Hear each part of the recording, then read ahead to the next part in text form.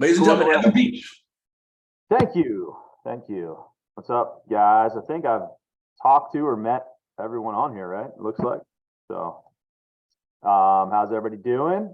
Good. Yeah, like what Joe said is exactly true. I'll go through kind of my thoughts on the market as far as where we're at and how you position yourself from especially dealing, being a buyer's agent in this market. I think there's some absolute great opportunities for buyers right now and coming up for the rest of the year, and I'll go through and tell you why. And also just, feel free to pick my brain. I've been doing this a very long time now. So I've seen, like Joe said, I've seen market crashes and market corrections. I agree with Joe. I'm in lockstep with that. I think this is just a correction for the sheer fact that it's still a supply and demand issue. There's still not enough places for people to live right now. And last time I checked, unless they're going to be, building islands off the coast of New Jersey, there's not a lot of land left in New Jersey. So I believe it's still a supply and demand issue. We have a housing crisis as a shortage. So the demand is still there. The difference of where we're at now compared to, say 2008, 2009 is inventory. What happened in 2008, 2009, there was a massive amount of foreclosures because of the fact that there was bad mortgages being written and there was faulty appraisals. And I was in the business then, so my bad. But it was a problem of people were being lent money that shouldn't have been lent money. It was literally a situation like Wild Wild West. People were just, and again, I was part of the problem because there was literally just no regulations on mortgage lenders. So we were literally talking to people and saying, "Hey, Mr. Jones, I'm talking to you on the phone, which leads me to believe that you're alive. So how would you like $500,000 to go buy this property?" Like that's legitimately what was going on. Also, people would just be like, "Hey, we have this new stated income program. What's that mean?" "Oh, just tell me how much money you make, and we'll use that." Like that's the shit that was going on. What happened is it led to people not being able to afford to make mortgage payments, houses being foreclosed on at a massive rate, and a massive amount of inventory flooding the market all at once. So it's complete polar opposite in that aspect compared to where we're at today. There was a massive amount of inventory then. There's very limited inventory right now. Any of you who've been doing this for a little while understand that buyers have been potentially spinning wheels for, I have dozens of them that have been spinning wheels for a year and a half, close to 2 years, because of the fact that there's limited inventory and high demand. But yeah, and what we've seen, I'll touch on obviously the elephant in the room, especially in this market, is where's interest rate? Where are interest rates at? What's the cost of money? And the cost of money has gone up just like everything else. The cost of gas, cost of milk at the grocery store, you name it, it's gone up, right? Inflation has been a big issue. What we're seeing now is the other side of the coin than we were seeing last year. This is the boomerang effect of all-time low interest rates in 2021, money being pumped in the economy from all the stimulus and everything that was just being handed to people. And now we're on the other end of that spectrum where, everything's come home to roost, where it's like, okay, now everything's expensive because everybody got handed things for a year and people were borrowing money historically cheaply. So what goes down must come up. And that's kind of the boomerang effect where we're at right now. They're trying to curb inflation by hiking interest rates over and over and over. And that's what's happening, is that rates have gone up. They're trying to curb inflation. The Fed is flat out trying to cool off the housing market. That's what they're doing. However, and I believe, and I'll touch on this in a second, I think this is, anybody in this business that I trust and I listen to, that knows what they're talking about, does not believe that interest rates are going to be hovering at 7% for a year even. I think it's going to be a short-lived thing. But what I'll do is I'll show you real quick if I could share my screen. Am I able to do that, Joe?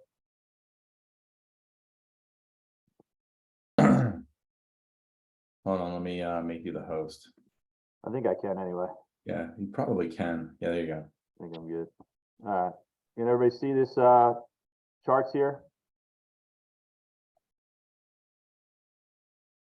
Can everybody see that?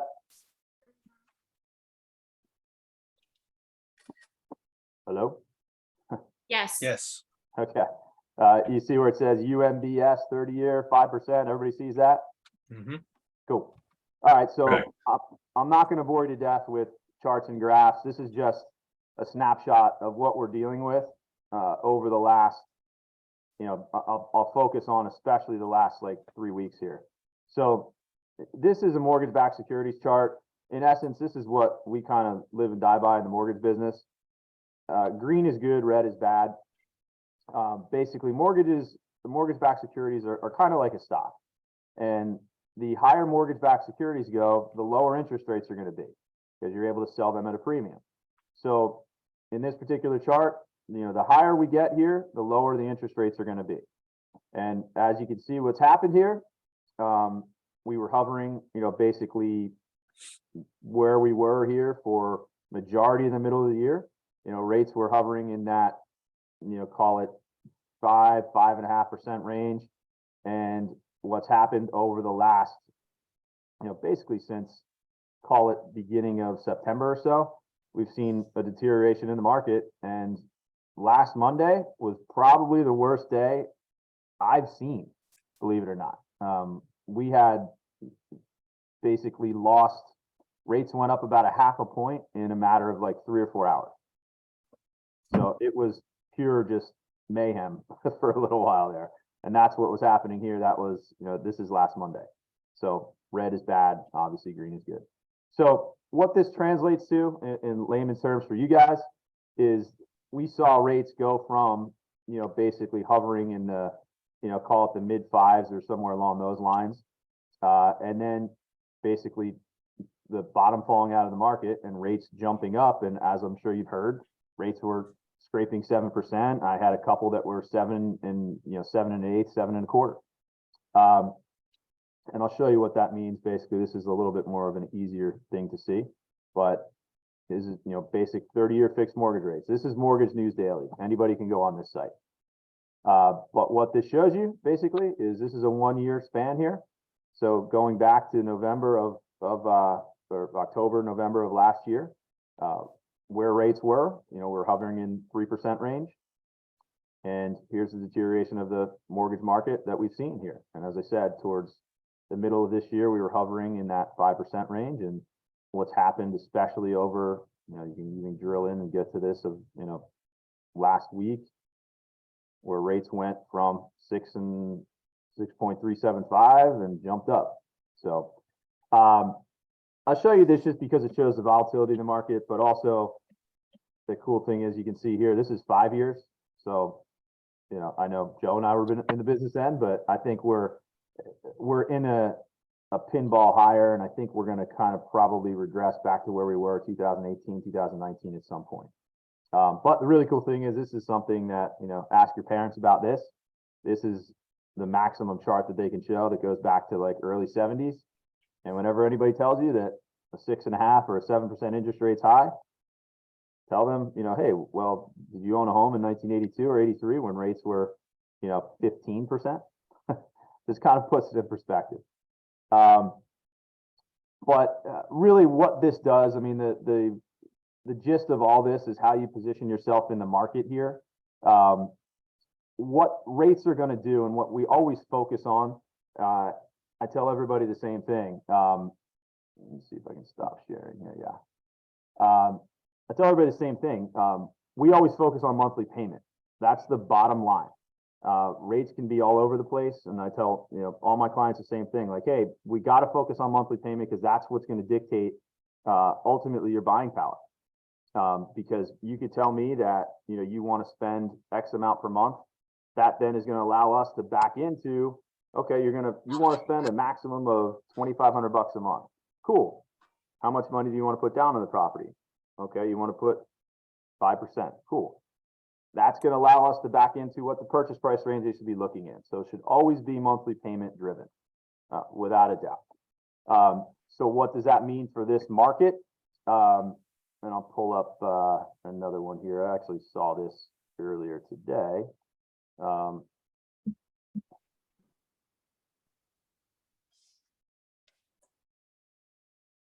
So if you guys follow Keeping Current Matters on Instagram or Facebook or whatever you crazy kids are following right now as far as social media goes.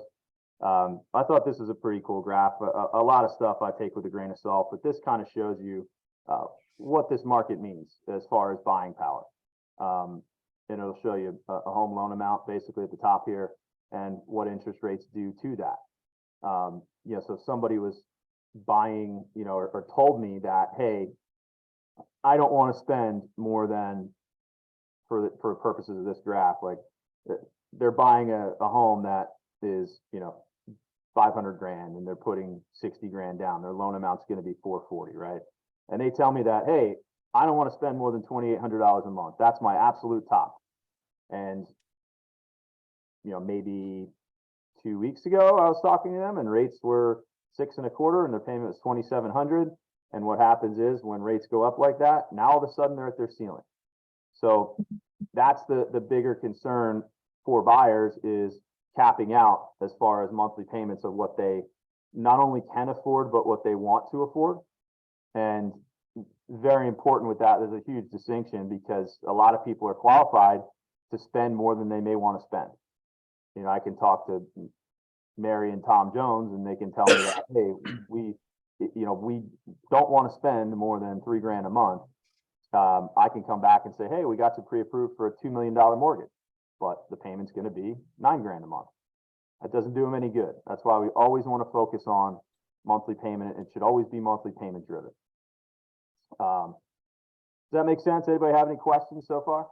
Yeah, I do. What about when you talk to a buyer? This is great, Evan. Thank you, man. This is and everyone should follow. Yeah, Keeping Current Matters. That's awesome.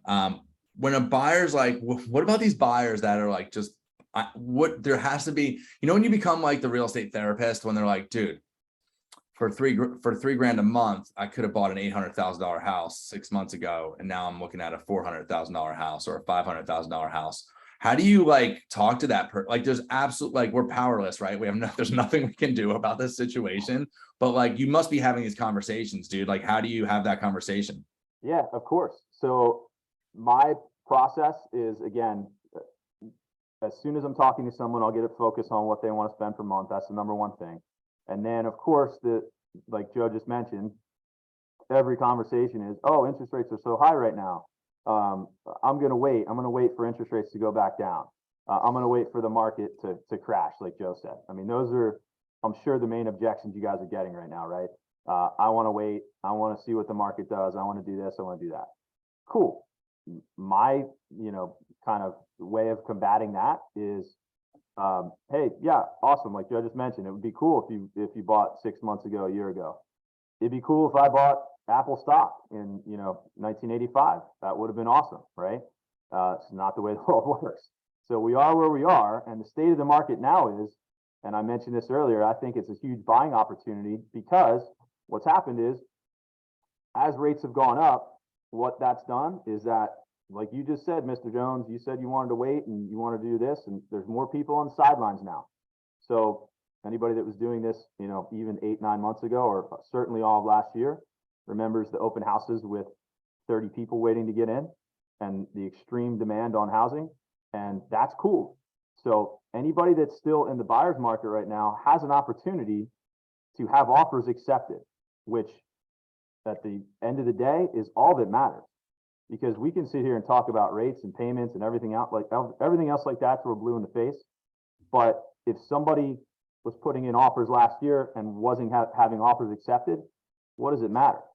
So the position in this market is, anybody that's still looking to buy has a great buying opportunity, for the sheer fact that there's less of a pool of people putting in offers on homes. A lot of people on this call I've talked with and helped out, and has now had people getting offers accepted that had zero chance of being accepted last year. Anybody that's going FHA, putting little money down, has a contingency to sell a home to buy another one, those things were dead in the water this time last year. Dead in the water. I mean, nobody was accepting offers with 3.5% down, home sale contingencies. Now that's opened up. We've seen first-time homebuyers be able to step back into the market because of that. And the way that I answer that question regarding interest rates is, you know, hey, okay, cool. You know, let's focus on what your monthly payment is. Are you comfortable with that? Awesome. When you write your check out every month to the mortgage company, when the bills start arriving, you don't write your interest rate on it. You write a dollar amount, right? So let's focus on that. And I can almost guarantee you that, like I said earlier, what goes up must come down. If rates are 7% right now, do you really believe for any length of time rates are going to stay at 7%? I would argue almost certainly not. Now, are rates going to come back down next year to 3.5%, 3%? Also, almost certainly not. However, if we get back to a more normalized market that is 5%, 5.25%, something like that, like I mentioned in that graph, that gets us back to, you know, 2018 numbers, give or take. Everybody that's purchasing right now is going to be, you know, have an opportunity to do a refinance and lower their payment at that point. So it's almost like a house hack to say, hey, you can get in the property now, find the house you love now that you can actually have an offer accepted on, and we can focus on lowering the payment further down the road. People stay in mortgages. It used to be an average of 32 months. Now it's somewhere down closer to 2 years probably because of the cyclical nature of the market. You know, I could show you a million graphs, and I showed you a couple there, but just how rates have pinballed all over the place. So I think that's the position that, hey, let's get you in the home now. And again, I would never recommend you guys start quoting rates and payments. Let me do that. But I can, once I talk to them and they understand that, oh my God, holy shit, you're right. We can have an offer accepted now. Because what's going to happen is, here's the other way that you kind of handle that objection, which basically is what your job is. If they say, hey, we want to wait, I'll paint them the picture like, cool, let's just say rates are 7% right now. You want to wait, and let's say in January, rates go back to, you know, just paint a picture. Rates go back to 5.5%, and we're in January and January, February, March. What do you think that's going to do to the housing market and everybody else that said they were going to wait? Now they're all back in the buyer pool. So now you're back to, hey, holy shit, there's 10 people waiting in line to get in this open house. Now you're back to first-time home buyers being pushed aside again. You know what I mean? I think it's, you're kind of like, all right, cool. I made the right move. I waited. Rates went back down. Money's cheaper. But now that same house that was 300 grand in Brick or Tom's River, now all of a sudden there's a bidding war on it again, and we're back to where we were in, you know, October of last year. And that property now that you could have maybe stole for 300 or 305, now all of a sudden there's a bidding war and somebody wants that property for 350. So you waited, and money's cheaper, but now that the house may be a little more expensive, and you're now all of a sudden in this, you know, bidding war and have less of a chance of having an offer accepted, which again, as I said, is the most important thing when it comes down to it. You know? Hey, Evan, can I jump in there? Sure. There's a, oh my God, super loud, of course. There was a script I heard. I was at a Zillow Flex Mastermind down in San Diego I don't even know when that was, 2 weeks ago or something. So dude, guys, as soon as you meet, they were talking about when you meet your client for the very first time, when you meet that buyer in that initial appointment, there's a script that you can use. It's kind of like a paradigm shift. And the script they're using is, wow, hey, Mr. Smith, oh my goodness, I'm so glad I'm working with you now instead of 9 months ago or 6 months. 100%. And people go like, that's a paradigm shift, right? Because they're like, what the fuck, should I even buy a house? This is crazy. And everything that Evan just said goes right into it. And it was like, you know how many buyers just gave up? Like in this last 2 years, buyers just gave up. They didn't buy anything. You know, there's some people, like I know Chris Torres was here like whatever, 4 months ago, 5 months, whatever, when it was still a little bonkers, man. And like, you didn't even have the opportunity. Like, it's hard enough with Flex, we go meet people, even if the house isn't available, but like, it's brutal when like every single house isn't available and you're kind of like pulling up to every single house being like, you know, this one's not available, but I mean, you know, again, we can make a case for why we need to help those people. So a great script is, hey, you know what? I'm so glad we're doing this now. And I'll share this with you guys, man. The best deals I've ever seen anyone get were between September and April, right? Like those winter months, man, the buyers, there's just everything Evan's saying is true. There's just not much inventory. And there's the script. So the script that we're leaning on, one of the best scripts that we're leaning on to communicate all of what Evan's saying is the date, the rate, marry the house, date, like divorce the rent, divorce the landlord, right? Date the rate, marry the house, right? And it's totally accurate, man. My first house was an 8%, 2006. My first house was an 8% loan with an adjustable rate mortgage. Like that's not an awesome loan, but like that's what we got, you know. Granted, prices were lower then. The affordability thing. Evan, I have another question, but I want to tee this up. I have two more questions, right? We want to kind of respect everyone's time. First question is this, man. How insane is it where buyers don't even understand what they can afford after what's happened in the last few months? Like, how important is it for them to like once we meet them, we've got to get them on your calendar ASAP, right? Like people, what are you seeing? Like people just have no clue on what they can afford based on what's happened with interest rates, affordability. I'll tie my next question too, like interest rates, affordability, and just the average income, like what people are making, right? Like how wild is it with people just not knowing what they can afford? Yeah, I mean, that's a great point. I think it goes back to the importance of what we kind of do with them up front and educate every client to say, hey, this is a volatile market. We need to figure out, you know, not only what you can afford, but what you want to afford. So you tell me, like I mentioned earlier, you want to spend $2,500 a month. Cool. Here's where you're at right now with where the market at, with where rates are and your purchasing power right now. Now, with purchases, we're always hitting a moving target when it comes to interest rates, because as everybody knows, you can start working with a buyer and go out, you know, today and have an offer accepted by the end of the week. It may take you a month or two with that buyer to have something that they like and have an offer accepted. So we're hitting a moving target.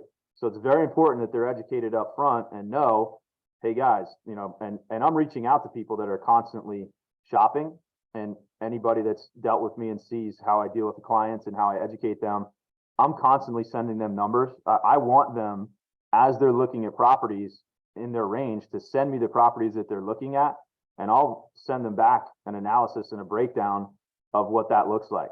And it's going to show monthly payment and what they need to bring to closing. That's the two things you're always going to look at in any transaction. But what that does is it keeps them engaged, and it allows me to educate them on the market.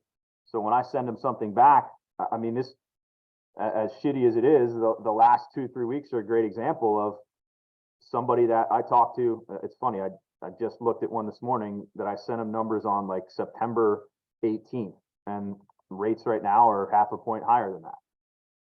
I mean, literally a week and a half, 2 weeks ago. So it's very important that they're educated on that. So, you know, and it's going to help you too, because the last thing you want to have happen, and this is what lenders and realtors are doing, is they're just throwing shit out there, hoping it sticks. And once the offer gets accepted, then they're going back and trying to make the numbers work, which is the worst way you can go about it. One of the best things that you can do in sales, you guys, is never give people bad news, right? That's why we don't tell people, no, that house isn't available. We just go meet them at the house, right? Like, and so like when you get like, don't let Evan be the bad guy. He's trained to have this conversation, right? Like the reason why he's sitting here is because, you know, when you guys train on the things that we train on, he's trained on talking to the consumer, right? And so make sure that you guys have Evan's Calendly, and you're getting, you know, whenever you meet someone, be like, cool, I'm going to get you on my lenders. We're going to do a Zoom call. I'm going to get you on his calendar ASAP.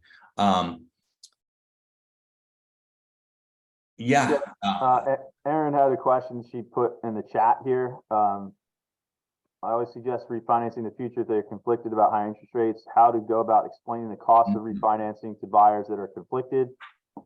Again, leave that up to me. But in essence, if we're painting the picture of doing a refi for somebody, what we're looking at, and here I'll show you this too, because this is super helpful. This is basically just a a chart of rate versus what their payment's going to be.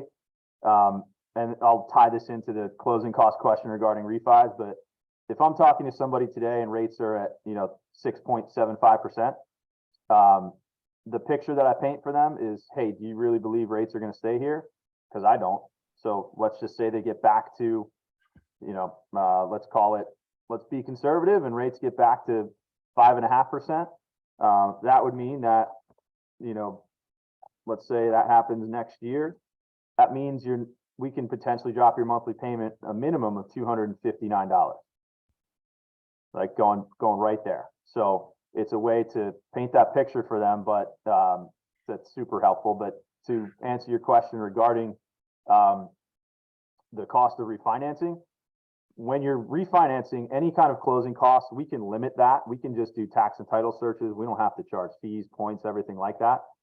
Doing a rate and term refinance. And also any kind of closing costs that are incurred are rolled into the loan amount. It's not out of the buyer's pocket like it is at a purchase. Purchase, they're bringing all closing costs, down payment, everything to closing. So it's a different kind of ball game as far as that goes. But, again, allow me to paint that picture for them. I'll talk to them about that because it's basically going to be a two-step process for people purchasing right now. And I'll run through that with them in detail. Like, hey, it's a very good buyer's opportunity for those reasons I mentioned to you earlier. Here's why, and here's what we could potentially do next year on a conservative level. Assuming I'm not dead wrong and rates aren't 9%, which again, the market can't handle that. The market's already going to be, cooling off, in my opinion, with rates where they are now. But again, we've already seen a little, help over the last day or so, where rates have kind of gone back down an eighth or a quarter. So, again, always it's good to know this stuff, but ultimately, like Joe said, just set up an appointment and I'll run through all that with them because they need to be educated on the market. Cool, man. We're going to keep this to about a half hour. Did you guys find some value here? Hopefully this was helpful. Gives you guys some talking points. I'll just say this, man, like you got to buy real estate, right? Like, and I'm not saying this, like everyone sends me the meme. Have you guys seen this meme where it's like the world's falling apart and it's like Will Ferrell, like anybody want to buy a house? Like, it's like realtors, like that shit's funny, but like, I'm telling you guys this, man, I started late in the game. One of my biggest regrets is I didn't start buying real estate sooner. Like I really didn't, I don't know, like wealth is built in real estate, man. And if you can start with a condo, like I have all these friends who are like, I'm going to wait. Like I have friends that are like, I'm going to get a promotion and I want the biggest house ever or whatever this looks like. Right. And they just hang out and they wait and they wait and they wait. And every year is like equity, like building equity. And, yeah, there's that saying, right? That saying that says like, don't wait to buy real estate and wait. It's, I don't know, it's cliche and whatever, but like it's 100% true. And whatever you should do is just, I met a dude once who was like, man, this was a long time ago. This is when Neptune was like frightening. Like it was like, dude, and like this dude was like, yeah, Joe, I just want to buy a house. Like he bought a house for 130 grand in Neptune. He's like, I just want to get in the game. I remember him saying this to me, dude. I remember this dude. He's like, I just want to get in the game. And I was like, I respected the shit out of that. I was like, dude, I'm like, I knew what he meant. He meant he wants to own he wanted to own an asset that was going to appreciate. Like he wanted to just hop on the train and get to where it's going. He wanted to get in, and he bought like 130. I remember thinking like, whoa, we're at the home inspection. It was like not an awesome street, right? Like it was in like, and I was like, all right. And then, whatever, man, like something like 6 or 7 years later, he wound up selling, like almost doubled his money, right? He like sold it. And like, we call it the slingshot, right? So like the equity, so here he is, the equity is like pulling you back, right? Now he had like 100 grand or something in equity when he wound up selling because the prices went up, whatever, he had equity and then he just let go. And then he took that equity and then went to his next bigger house, right? And that's really what happens, man. So like there's people that like want the perfect house and they really should just be purchasing what they can afford to get in the game and start building equity and stop the tax write-offs, all this stuff, man. Like, and that's my personal opinion. And I'm not trying to sell anybody a house, but like, I was under contract to purchase a house in right when rates like spiked, and I was like super bummed. Like my payment like went up super high, right? But like I still went through with it because I'm buying real estate, and I'm just gonna hang on. But cool, man. Does anyone have any other questions for Evan? And to touch on your point too, I think it's a great, the picture you got to paint for them too is what are their options? Like somebody that's renting right now, what are they going to do if they don't buy a home? They're going to stay in the rental, or they're going to move. They want to go rent another place. A great example is like Gabby and I have a client right now is buying a property that they're living in, that they negotiated with the landlord. And they, flat out hit me with every objection. Like, oh, we don't want to spend that per month. Okay. Well, you don't think your rent's going to go up if you don't buy the home, or if you go to rent somewhere else, you don't think you're going to spend $2,000 a month as opposed to 17 you're spending right now? Okay, cool. So what are your options? You're going to go rent somewhere, and the rent's going up everywhere. Anybody that's dealing with rentals has seen it's ridiculous what rentals are right now. So paint that picture. What are the options? Unless they're living with their parents and they're going to stay in the parents' basement for the foreseeable future. No judgment if anybody lives in their parents' basement, but yeah, those are some of the smartest people I know. I know, right? Exactly. Shout out Ethan Hines.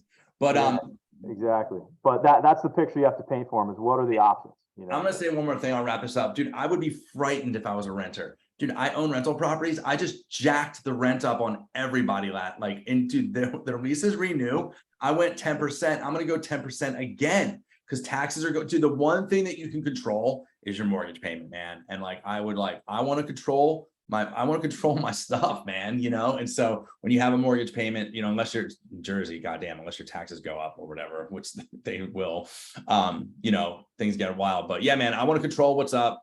And I don't want my stuff getting jacked all the time. And then if you sit in a house for year after year after year, the rent just gets jacked so high. You could have been in a house anyway, or have at least built equity to get there. So, guys, you guys know Evan. Everybody knows how to get a hold of Evan, right? Make sure you have his cell phone number. Make sure you have his Calendly. Evan, are you in Slack yet? I believe so. I was on the Sierra or whatever it was.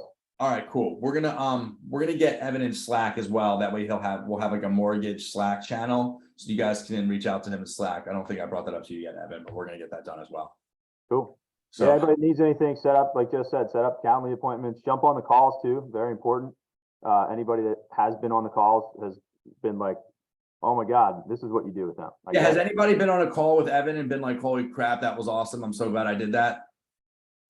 Yeah, I see a couple people shaking heads. Yeah, cool, awesome, Maria. All right, everybody. Yeah. I guys, by the way, I selfishly thank you, Evan.